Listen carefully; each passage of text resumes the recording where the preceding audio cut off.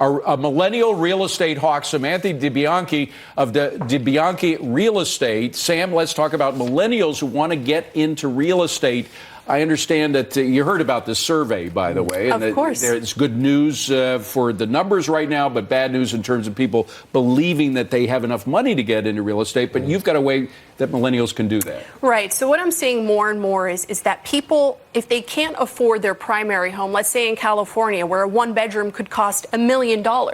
So maybe they can't buy there. They have to resort to renting, which in San Francisco alone, the median rent price is $3,700 a month. That's pretty crazy, but it's a lot cheaper than putting, 20% down for a one-bedroom costing $1 million. But people still, especially millennials, they want to own real estate. So what they're doing is they're going in and looking at other markets, emerging markets, and they're buying properties for $150,000 and maybe that are kicking back a couple $100s a month on rents.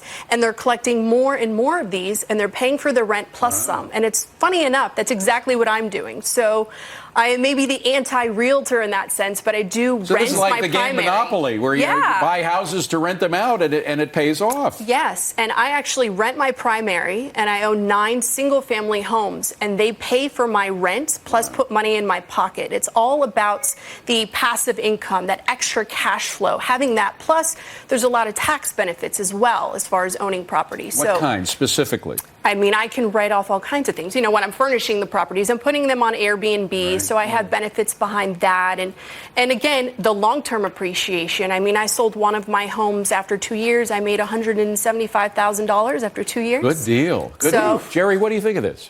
I think it's an interesting idea. I know that there is after the recession, there is a certain market niche right now where people are actually building single-family homes for the rental market.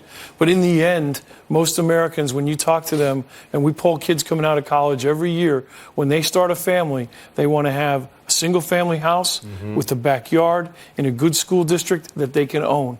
So I think that this is an interesting niche, one that helps kids save for the ultimate down payment for the house that they want. But in the end, the American dream is to own your own home. Sam, what happens if you come to the point where you decide that you want a bigger home for yourself and building family, a growing family, consolidating all those little ones? Is that a hard thing to do?